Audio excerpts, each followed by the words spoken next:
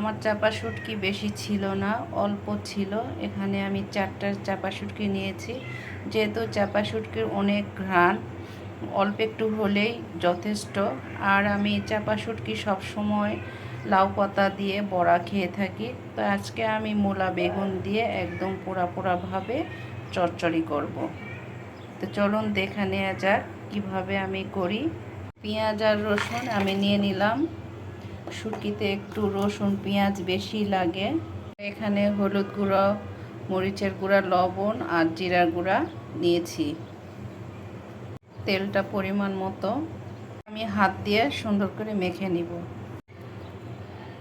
আর মূলা আমি চিকন চিকন করে ঝুরি করে নিয়েছি, সুন্দর করে মেখে নিয়েছি। এই যে আমার শুটকি রান্না পোড়া পোড়া হয়ে গিয়েছে।